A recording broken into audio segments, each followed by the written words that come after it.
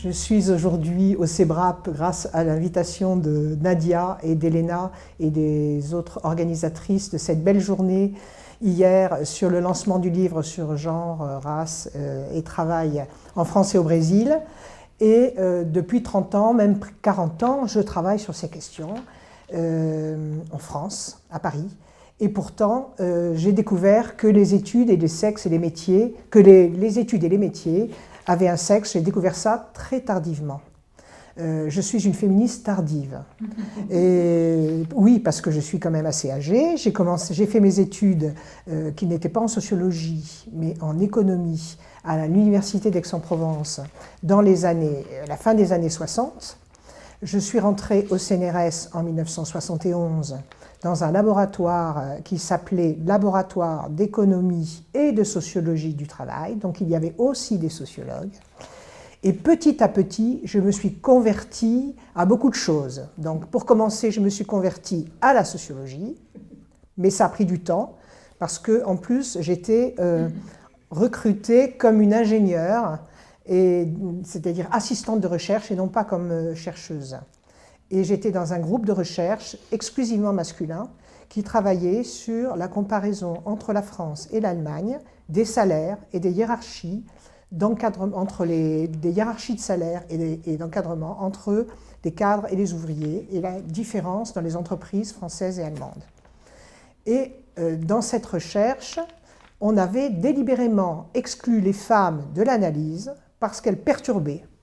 Parce qu'elles travaillent à temps partiel, elles ne sont pas sur les mêmes emplois, elles arrêtent même de travailler parfois, et donc on ne voulait pas des femmes, et on a dit on ne travaille que sur les hommes.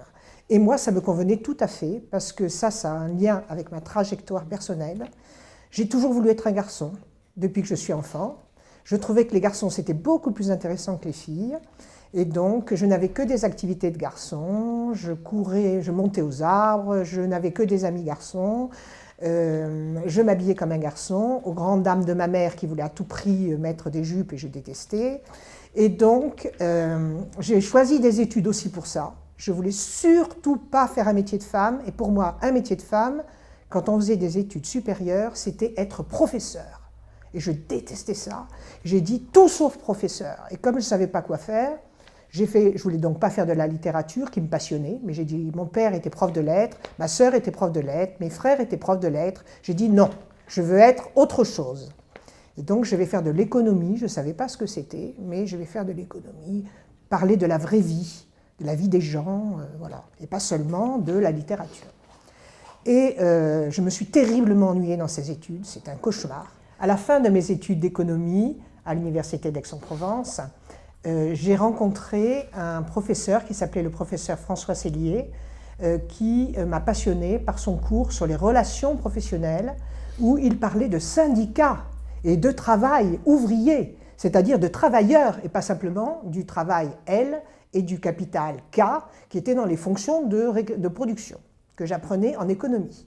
Donc j'ai dit, mais il y a des travailleurs, il y a des humains derrière tout ça, et je vais changer ça m'a passionné et il m'a recruté dans son laboratoire, donc, qu'il dirigeait, qui était ce fameux laboratoire d'économie et de sociologie du travail.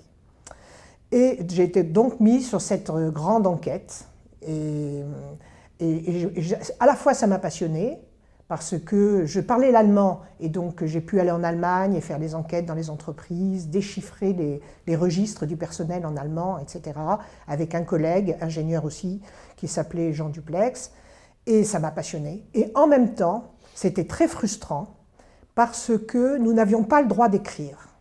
C'est-à-dire que c'était une organisation du travail très hiérarchisée, où seuls les chercheurs pouvaient écrire et publier, et des ingénieurs ou assistants de recherche aidaient à la recherche, participaient aux étapes, mais pas à l'écriture. Et comme cette recherche a duré 10 ans, c'était très frustrant. Et donc, je n'ai pas fait ma thèse, j'ai travaillé à 100% sur cette étude, cette recherche. Il n'y avait pas mon nom, ni celui de Jean, dans le livre qui est sorti en 1982 et qui a eu énormément de succès, qui a été très connu, et nous étions ignorés, effacés de cette histoire. Donc pour moi, c'était très moteur aussi, mais je ne voyais pas que c'était une domination de genre, je voyais que c'était plutôt une domination de statut. J'étais dans un statut dominé par rapport à celui des chercheurs. Et j'ai eu la chance à ce moment-là que mon mari parte à Paris. Rebecca a parlé aussi de la différence en France totalement fondamentale entre Paris et le reste de la France. Et donc, quand je suis venue à Paris, j'ai été accueillie par un chercheur qui avait été à Aix, qui s'appelle Alain Degène, dans son laboratoire, qui est un laboratoire de statistiques et d'études des statistiques et des méthodes appliquées à la sociologie. Et lui, c'était complètement différent. Il m'a d'emblée fait totalement confiance pour travailler sur ce qui me plaisait. Mais ce qu'il faut dire avant quand même, c'est qu'avant d'arriver à Paris, j'avais rencontré le genre à Aix, juste avant mon départ, 1 an avant mon départ, grâce à l'arrivée au laboratoire d'une chercheuse féministe qui était dans le même courant que Elena Hirata sur les rapports sociaux de sexe et qui s'appelle Anne-Marie Donne-Richard. Et elle avait postulé pour venir travailler à Aix avec un projet sur le travail des femmes et la transmission entre mère et fille du rapport à l'activité des ouvrières. Et quand moi j'étais au conseil de laboratoire du Lest, et quand on a parlé de sa candidature, tous les chercheurs ont dit « ce n'est pas dans nos sujets. Les femmes, mais ça n'a rien à voir avec ce qu'on fait. Comment peut-on parler du travail des femmes? C'est un non-sujet pour nous. » Et là, ça a été la conversion de Damas, comme Saint Paul. J'ai dit « mais c'est pas possible, c'est fou !» J'ai dit « mais si, c'est passionnant, on n'a rien sur le travail des femmes, il faut absolument la recruter. » Et je suis devenue amie avec elle et j'ai travaillé avec elle sur un projet qui m'a passionnée. C'était sur les filles dans les études très très masculines. Comme c'était toujours des histoires de garçons, ça me plaisait bien, des filles qui veulent devenir des garçons. Dans les études très masculines de mécanique, de génie électrique, d'informatique, où il y avait 2% de filles. Et il y en a d'ailleurs aujourd'hui, toujours, 2%, 40 ans ou 50 ans après. Donc, on a fait cette étude. C'était une grande découverte pour moi parce que je me suis mise à faire des entretiens biographiques et pas seulement à travailler sur des statistiques, et auprès de la totalité des filles qui étaient formées, parce qu'elles étaient très peu nombreuses. Et ce qui m'a passionnée aussi, c'est qu'on est rentré dans la fabrique familiale de ces trajectoires. C'est-à-dire, moi, je raisonnais uniquement en termes de capitaux sociaux, culturels, les diplômes, l'origine sociale, mais comment ça se passait vraiment, ce qui se transmettait dans la famille, comment ces capitaux étaient transmis ou non transmis, les rapports entre le père et la mère, et les filles et les garçons. J'ai trouvé ça passionnant parce que la principale explication de ces trajectoires n'est pas dans le volume des capitaux. Elles ne sont pas plus diplômées que les garçons, elles ne réussissent pas mieux à l'école, ce n'est pas ça qui explique. Ce qui explique, c'est qu'elles sont dans des familles où les rôles de sexe sont brouillés, c'est-à-dire que les hommes sont souvent à la maison, pas très ambitieux, très favorables aux femmes, au travail des femmes, un peu féministes, et les femmes, au contraire, sont très dehors, sont toujours à l'extérieur et veulent faire des activités un peu masculines. Donc, c'était ça la vraie explication, et en plus, la deuxième explication, c'était qu'il n'y avait pas de garçons dans la fratrie. C'est-à-dire ces filles qui ont réussi dans des métiers d'hommes, et on va retrouver ça plus tard, je vais retrouver ça, dans mes travaux sur les pionnières dans des métiers scientifiques, les premières femmes ingénieures, ou les premières normaliennes, ou les premières femmes politiques. Ce sont les filles de leur père. Et ce sont des filles qui n'avaient pas de frères. Donc, tout l'intérêt de la famille pour la mobilité, la reproduction sociale de la famille est porté par la fille, mais avec un projet de garçon, parce que la mobilité sociale passe par le père. Et donc, ces filles sont élevées par le père pour faire le même métier. Donc ces techniciennes ont travaillé dans l'atelier de leur père, elles ont appris à bricoler, à faire la voiture, elles ont été formées à ces métiers, comme l'aurait été leur frère s'il avait été là. Et ce qui est intéressant, c'est que ce n'était pas simplement le frère absent, mais quelquefois on appelait ça le frère manquant ou défaillant, c'est-à-dire qu'il y avait parfois un frère, mais il n'avait pas répondu aux attentes parentales. Par exemple, dans une famille, le garçon était devenu luthier. Il fabriquait des violons et ça ne plaisait pas du tout au père. Donc c'est la fille qui a porté le projet du garçon. Voilà. Donc j'ai rencontré Anne-Marie Donne-Richard et ça a été très important pour moi parce que grâce à elle, quand je suis venue à Paris, au LASMAS, l'année d'après, en 86, j'ai fait connaissance dans l'institut de recherche où j'étais, où il y avait aussi Elena, de l'APRE, l'atelier production-reproduction, qui était un groupe de réflexion féministe et j'ai rencontré en particulier à ce moment-là Michel Ferrand, qui était très ami avec Anne-Marie, et on a tout de suite sympathisé, et elle m'a dit, puisque tu vas travailler sur les femmes ingénieures, viens travailler aussi avec moi sur les femmes scientifiques et normaliennes. Donc, pendant toutes ces années-là, les années 90, j'ai travaillé d'un côté avec des hommes de mon laboratoire, notamment André Grelon et Alain Degène, sur les ingénieurs et dans cette recherche sur les femmes ingénieures, et d'un autre côté avec Michel Ferrand, sur la fabrique familiale de l'excellence des normaliennes, qui est une grande école en France, mais on avait pris les normaliennes de nouveau, des exceptions, les mathématiciennes et les physiciennes, en sciences. Donc j'étais toujours intéressée par les exceptions, c'est ça qui me plaisait. Et ces recherches sur les ingénieurs, c'était quand même très intéressant parce que ça m'a permis de devenir chercheur, parce que j'étais toujours ingénieur, mais Alain Degène m'a dit « Catherine, tu as un vrai projet de recherche original, tu dois te présenter comme chercheur ». Et donc il m'a soutenue pour faire ce projet au CNRS, et je dois dire que la première année, il m'avait fortement déconseillé de mettre le titre « femme » dans mon titre. Il m'a dit « femme, c'est pas terrible, donc tu trouves autre chose ». Mais c'est comme Rebecca tout à l'heure, comment parler que des femmes et de la question des femmes sans mettre femme dans le titre. Donc je ne l'ai pas suivi, et j'ai mis le mot femme dans mon titre, et j'ai été recrutée, très facilement. Donc ce travail sur les ingénieurs et les femmes ingénieurs était assez original et considéré comme totalement exotique par la plupart des personnes avec qui j'avais travaillé, en dehors de mes collègues qui me soutenaient. C'était perçu, par exemple, j'avais travaillé beaucoup avec une sociologue qui s'appelle de l'éducation, qui s'appelle Lucie Tanguy, et fait des comparaisons des systèmes éducatifs en France, Allemagne, Grande-Bretagne, et elle trouvait que c'était un non-sujet. Vraiment, on ne pouvait pas parler des femmes ingénieures. D'abord parce que c'était des femmes, et ensuite parce que c'était des professions supérieures. Alors ça, il faut dire aussi que cette idée de travailler sur les catégories supérieures, les professions supérieures, n'a pas été tout de suite tellement bien reçue par les féministes de l'APRE, du groupe, parce que, et de travailler aussi, comme je le faisais moi, parce que comme j'étais sociologue de l'éducation aussi au départ, j'étais très sensible à la progression des filles à l'école. J'avais observé dès la fin des années 80, quand j'étais encore à Aix, que les filles avaient dépassé les garçons dans la réussite au baccalauréat. Et d'emblée, j'avais compris que cette réussite était le ressort de leur affirmation dans les professions plus qualifiées. Et aussi, c'était encore mon histoire. Je trouvais que l'école et l'éducation étaient très importantes.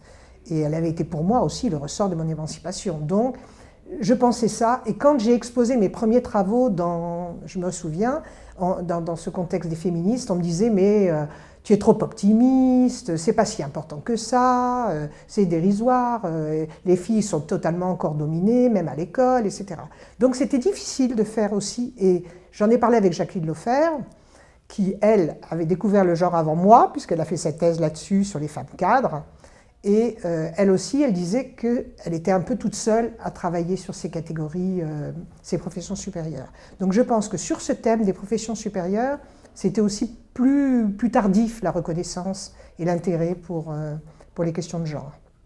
Mais bien sûr, c'est aussi arrivé. Alors, troisième rencontre importante dans ces années 90, quand j'étais à Paris, c'est celle du MAGE.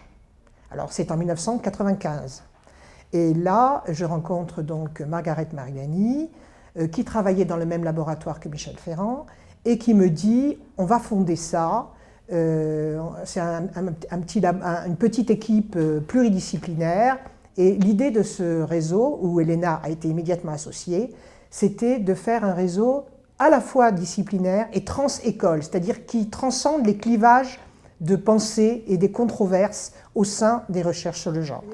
Et donc ça m'a bien plu parce que je suis quelqu'un, un peu comme Rebecca, d'assez consensuel, et que je trouvais dommage ces conflits entre les chercheuses qui travaillaient du côté de la théorie de Kerouac-Hirata sur la division sexuelle du travail, la reproduction, production-reproduction des rapports sociaux de sexe, Même si moi, à la fois, j'admirais beaucoup leur capacité conceptuelle, et en même temps, je vais en venir après, j'étais un peu irritée par l'insistance mise sur l'assignation des femmes, la prioritaire, à la sphère domestique, et sur tous les travaux sur le travail domestique. Parce que comme j'ai toujours voulu être un garçon et que je voulais faire un métier d'homme, je détestais le travail domestique, je trouvais que j'en faisais pas du tout et que ça n'avait aucun intérêt. Certes, les femmes étaient obligées de faire ça, mais je ne comprenais pas pourquoi on mettait tellement d'importance et tellement de recherche là-dessus.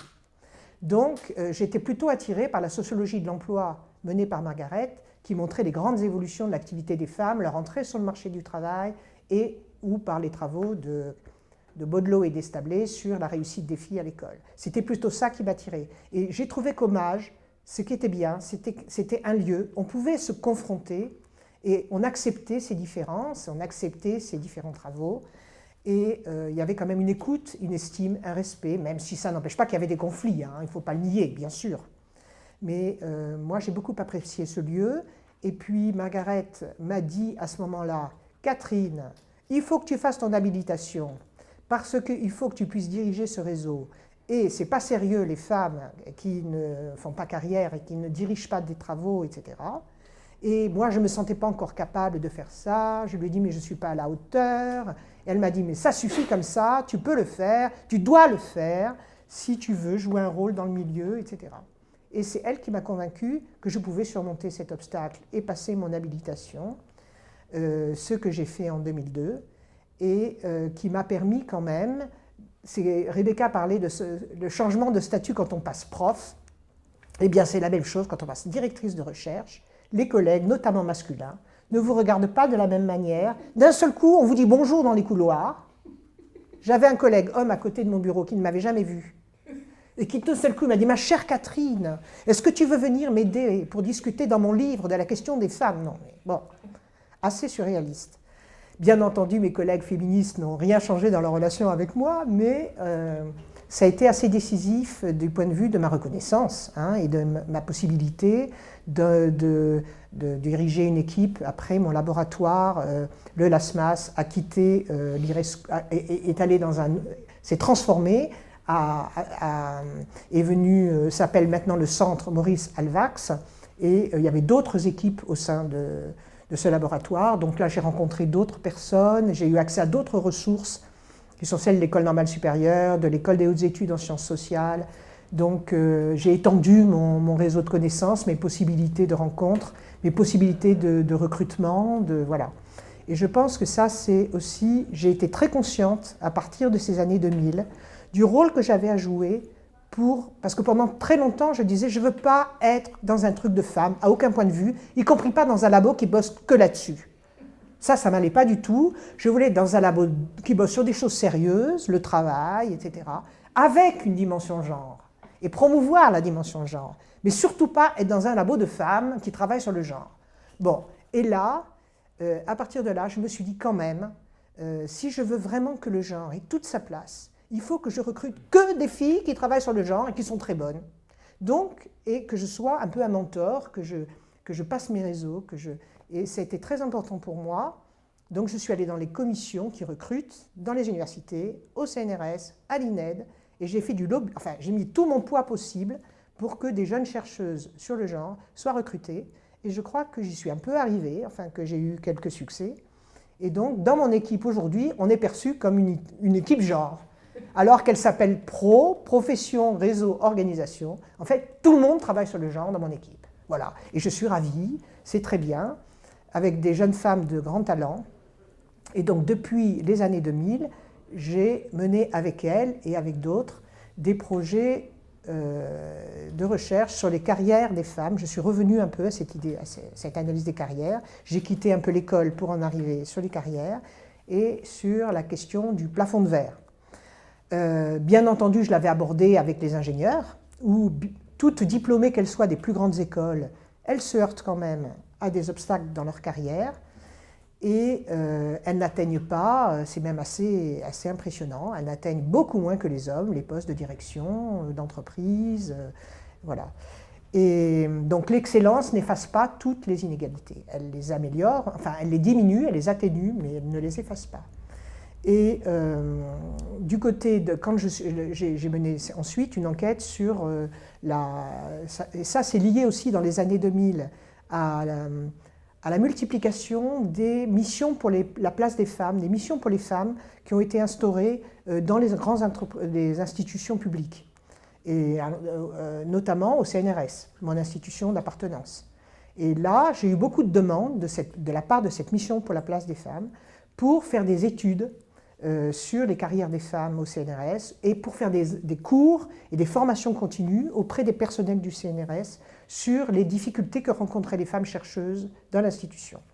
Et donc ça m'a beaucoup occupée dans les années 2000. Alors, je vais d'abord parler de la recherche sur le plafond de verre. Et là, j'ai choisi, et c'est là que je commençais à être de plus en plus convertie du côté des femmes, hein, parce que j'ai dit, bon, maintenant, les disciplines d'hommes, les mathématiques, la physique, les ingénieurs, on les connaît bien. Allons voir du côté des disciplines où il y a beaucoup de femmes. Qu'est-ce qui se passe? Est-ce qu'elles ont des situations de travail plus favorables? Est-ce qu'elles se heurtent moins au plafond de verre? Allons voir les biologistes, parce que les biologistes au CNRS, c'est une discipline qui est encore plus féminisée que la sociologie, où il y a presque 50% de femmes. Donc j'ai fait cette recherche sur les biologistes au CNRS, et j'avais lu déjà dans les statistiques, pour les statistiques sur l'enseignement supérieur, que c'était dans les disciplines de médecine et de biologie que les femmes accédaient le moins aux positions les plus élevées. Donc je me suis dit, qu'en est-il au CNRS? Et en fait, au CNRS aussi, elles ont des grandes difficultés de carrière. Et donc j'ai fait une enquête, surtout qualitative, en menant des entretiens dans différents laboratoires d'hommes et de femmes. Je trouvais très important de regarder aussi les hommes qui éventuellement ne réussissent pas à passer directeur de recherche. Et alors, le premier résultat, c'est que c'est très difficile de comprendre pourquoi elles ont ces carrières. Elles passent moins directrices de recherche, parce qu'elles ont des résultats de l'excellence académique aussi bonnes que les hommes. Elles publient, elles ne s'arrêtent pas de travailler, elles sont très investies dans leur métier. Alors comment expliquer qu'elles passent moins? Et je pense vraiment que c'est lié à une sorte de biais de genre dans les recrutements et dans la façon dont on voit qu'est-ce que c'est un bon directeur de recherche. Je m'en suis rendu compte parce que quand je demandais qu'est-ce que c'est pour vous un bon directeur de recherche, on retrouvait les mêmes termes que dans le privé. Charismatique, qui a les épaules, qui sait gérer des équipes, qui est très ambitieux professionnellement, qui sait trancher dans le vif et prendre des décisions. La même chose que pour des chirurgiens, pour des directeurs d'entreprise. On dit la même chose pour les biologistes. Donc, quel que soit le secteur, on retrouve ces stéréotypes. Et les femmes, on trouve toujours qu'elles ne sont pas du tout faites pour ça. Et j'ai été impressionnée de voir aussi que quand j'ai voulu travailler sur les hommes, j'ai dit je voudrais rencontrer des hommes qui ne sont pas passés directeurs de recherche. Alors statistiquement, il y en a 2 fois moins que les femmes. Hein. Mais il y en a. Ils ne sont pas nombreux, mais il y en a.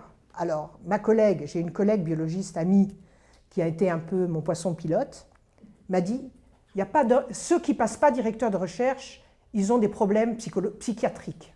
Ils ne sont pas normaux, ils ne sont pas bien, ils ont des graves problèmes. Ben, je lui dis, attends, qu'est-ce que tu me racontes là? Oui, dans mon institution, je ne la citerai pas, il y a des hommes qui ne sont pas passés, ce sont des fous, ils se lavent pas, ils sont dans leur laboratoire toute la journée, c'est affreux. Bon, je lui dis, je ne crois pas à ton explication. Je veux bien qu'il y ait des fous au CNRS, c'est vrai. C'est une institution où on accepte les gens qui ne vont pas bien, on les met pas dehors, c'est vrai. C'est vrai, ça c'est vrai. J'ai une copine psychiatre qui me dit que c'est le lieu où il y a le plus de gens malades, c'est possible. Mais, je ne crois pas que tous ceux qui ne sont passés directeurs, c'est à cause de ça. Et de fait, moi, comme femme, directrice de recherche, c'était difficile pour moi d'interviewer des hommes qui étaient un peu en échec. Donc j'ai demandé à une jeune collègue qui, elle, n'est pas dans l'institution et qui n'est pas du tout au CNRS, de faire les entretiens. Et elle a fait des entretiens magnifiques avec des hommes, et tous étaient d'origine sociale, ouvrière, ou complètement peu privilégiés. Et donc, ils ont des carrières de femmes. Pourquoi? Parce qu'il y en a un, par exemple, son père était mineur dans la mine. Et pour lui, c'était une promotion fabuleuse d'être au CNRS. Il adorait son métier. Et donc, il n'a pas vu qu'à un moment, son laboratoire n'allait pas bien, il y avait des conflits. Et tous les autres étaient partis de ce laboratoire. Mais lui, il est resté parce qu'il n'a pas anticipé. Et donc après, il était trop âgé.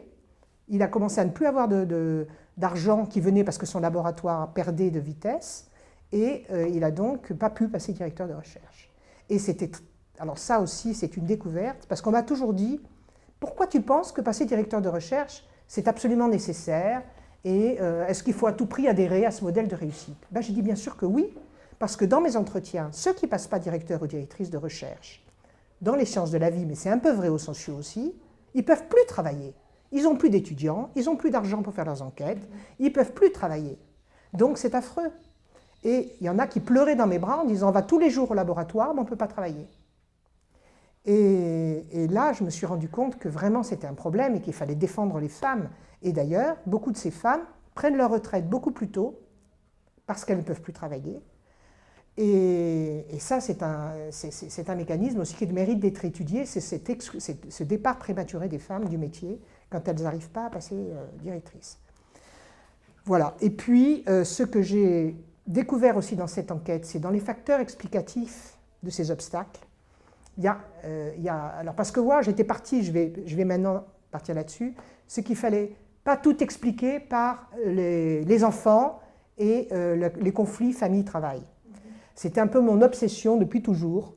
Il faut arrêter de tout expliquer par l'emprise de la famille sur les femmes, parce que beaucoup de ces femmes chercheurs n'ont pas d'enfants. C'est même une profession où, je crois, il y a 30% des femmes qui n'ont pas d'enfants, donc beaucoup plus que les enseignantes du supérieur, par exemple, et surtout que les enseignantes du secondaire.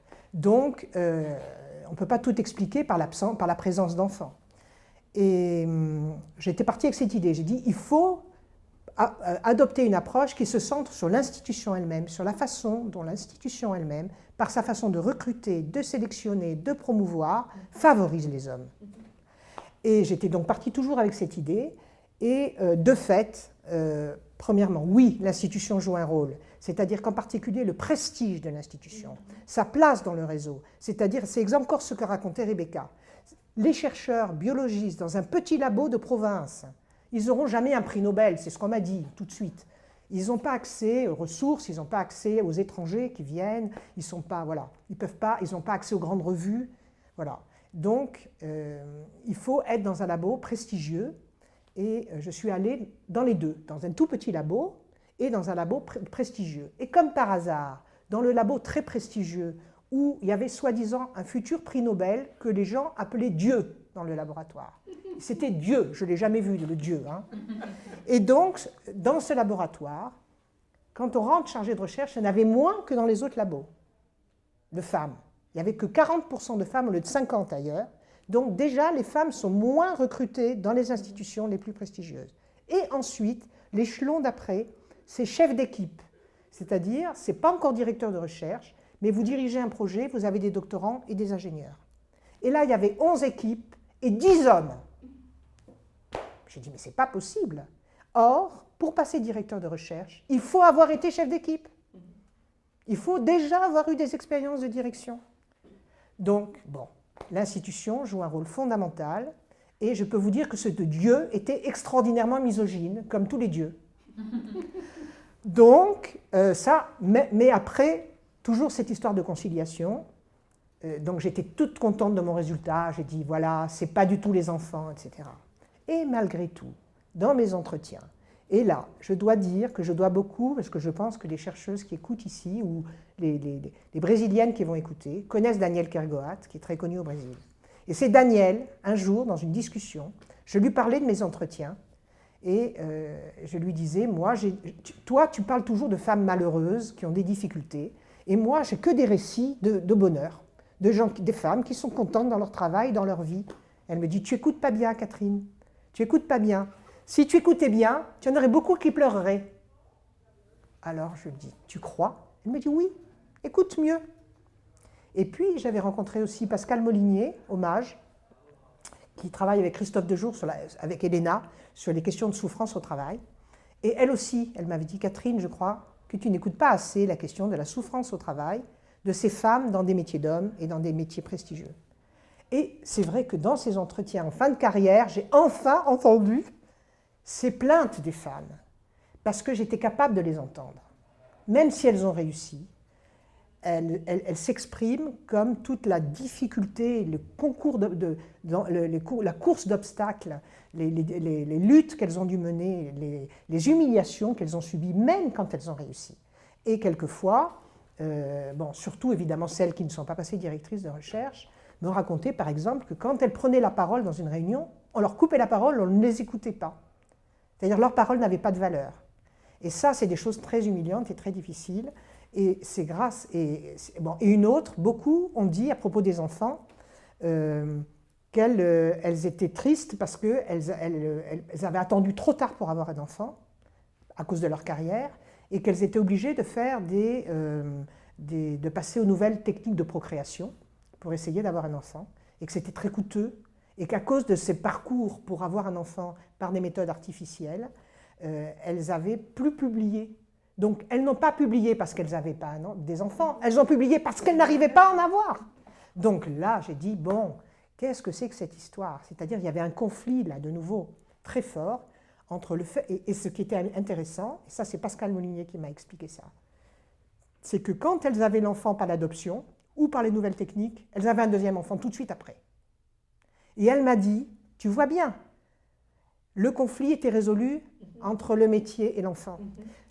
Jusqu'alors, elle se disait, je ne peux pas, c'est trop difficile, je ne vais pas y arriver, faire à la fois mon métier de chercheuse qui exige de rester jusqu'à 10 heures du soir pour faire les expériences, d'aller à l'étranger dans les colloques, il y a une compétition terrible en biologie, si vous n'êtes pas au jour des dernières revues, quelqu'un vous a dépassé, en sociologie quand même, c'est pas ça, on se répète en sociologie. Mais en biologie, on ne se répète pas, et donc c'est très compétitif. Et je dois dire que là, j'ai dit, bon, eh bien oui, cette histoire d'enfant, ce statut particulier des femmes, ça existe encore, on ne peut pas faire comme si ça n'existait plus. Et puis d'autres m'ont raconté aussi à quel point, celles qui avaient des enfants, c'était un exploit quotidien de gérer tout. Et j'ai eu donc des récits de femmes qui emmenaient leurs gamins dans un couffin au laboratoire pendant qu'elles faisaient leurs expériences, et puis, ou bien plus grand, elles l'emmenaient, et un jour, elle me dit, mon fils a bu de l'eau dans un tube d'essai, et j'ai dit, bon, ça suffit, je ne l'emmène plus au laboratoire. Voilà. Donc, c'est des expériences très difficiles, quoi. Ça n'a jamais été facile pour les femmes chercheuses d'avoir à la fois des enfants. Alors, ce que j'ai découvert aussi dans cette enquête, c'est la question des salaires et des rémunérations que je trouve pas assez étudiée par les sociologues, qui est trop laissée aux économistes. Et ça, j'avais ça dans ma première vie d'économiste, on travaillait sur les salaires. Et je trouve que c'est dommage que cette question-là ne soit pas plus étudiée aujourd'hui. Et là, dans cette recherche, j'ai vu qu'une des difficultés des femmes, c'est qu'elles n'avaient pas les ressources monétaires suffisantes pour déléguer toutes ces questions de tâches domestiques, de soins aux enfants.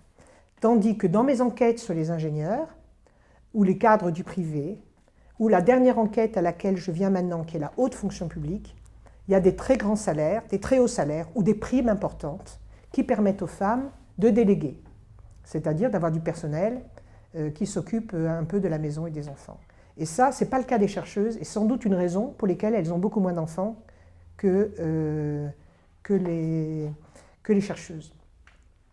Et alors, donc, dernière recherche, parce que dernière a priori que je voulais combattre, c'est est-ce que dans le secteur public, les femmes font de meilleures carrières, plus faciles, parce qu'elles sont beaucoup plus nombreuses. Au niveau de base, bien sûr, il y a 62 ou 65% de femmes salariées dans l'administration française, mais il y en a quand même 54% parmi les cadres. Donc je voulais savoir si, alors qu'il n'y en a que 30% dans le privé, je voulais savoir si elles faisaient les mêmes carrières. Et là, donc, on a monté le dernier projet que j'ai fait, que j'ai présenté un peu hier au colloque, sur ce plafond de verre dans la haute fonction publique. Et de nouveau, j'étais partie avec l'idée, on va travailler sur les mécanismes de promotion, de sélection, de carrière, les filières de carrière, quels sont les critères, la mobilité géographique, les emplois du temps, qui peuvent expliquer les différences hommes-femmes, et surtout pas sur la famille. Et puis là, de nouveau, certes, ça compte, de nouveau, ses préjugés à l'égard des femmes, les réseaux de cooptation. Les hommes préfèrent embaucher des hommes, recruter des hommes. Ils sont dans des réseaux de relations masculins autour du sport. Par exemple, il y a la chasse, ils chassent les hommes. Ça, c'est vrai que les femmes n'aiment pas beaucoup la chasse. Ou bien ils se retrouvent à l'église, on m'a dit, ou bien ils se retrouvent dans la franc-maçonnerie. Et la franc-maçonnerie, en France, est le seul endroit totalement non mixte. Il y a une franc-maçonnerie pour les hommes, une franc-maçonnerie pour les femmes, et bien entendu, celle des hommes est beaucoup plus prestigieuse et beaucoup plus interreliée avec le pouvoir. Donc, mais c'est des choses difficiles à saisir.